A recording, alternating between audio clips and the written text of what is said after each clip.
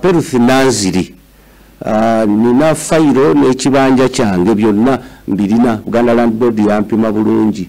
naye njagala kutandika kuzimba nkola ntya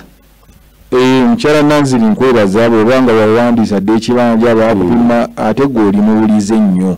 olimuwulize ate mujjumbize ku nteekateeka za Ssaabasajja Kabaka ezitambula mu kitongole kya Buganda Land Board n'olwekyo oyagala kuzimba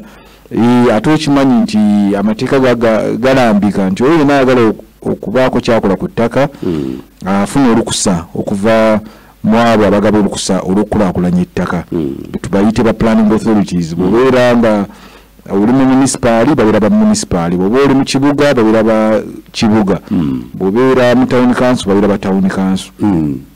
n'olwekyo oyinza kukola otya aba town council bakwagala bakwetaaza ogenda osabira okusa ekyo kimu era bw'ona ogendayo bajja kusaba okusimba kwa Buganda Land Board era bajja kusaba ne survey report kubanga baagala bagaba olukusa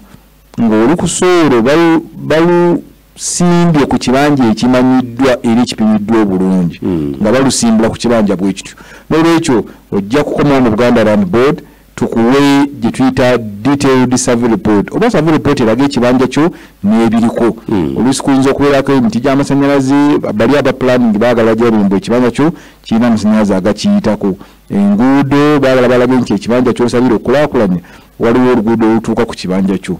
waliwo ebintu byetaga mu detailed report eyo lwomubeeramu emiti lwomubeeramu akayumba akatono yadde ogenda kukamenya baagala bakalabye muyinza okubeeramu ebintu ebyenkizo nga bisinziirwako mu kuyisa pulaani eyo n'ekyo Buganda Land Board ejja kuwa detailed survey report eyo era egende mu maaso ekuwe n'ebbaluwa esemba ofune olukusa okukulaakulanya ekibanja kyo kaakati ebikola ku muntu ng'ekyapa takirina bw'aba alina ekyapa ye bamwetaaza kopi y'ekyapa bamwetaaza mu Buganda Land Board afune ebbaluwa eyo ne survey report gwatalina ekyapa n'oba tokirina Buganda Land Board mu bbaluwa yaayo gye yekuwa eraga nti ono yatuukiriza emisoso egifuna ekyapa newankubadde ekyapa kikyakolebwako naye agwanidde okugenda mu maaso okuweebwa olukusa olwo so bwe bulungi obukiriko ti gwali ku ttaka ly'Obwakabaka ekyapa n'oba tokirina naye ng'emisoso wagisasulira okukifuna era ebbaluwa eyo erambika bulungi nnyo ekyo ekyomukisa waliwo enkolagana nnungi nnyo wakati wa Buganda Land Board n'ezo planning authorities z'emmenye waggulu ku nsonga eyo ne bw'abeera Kampala nga tolina kyapa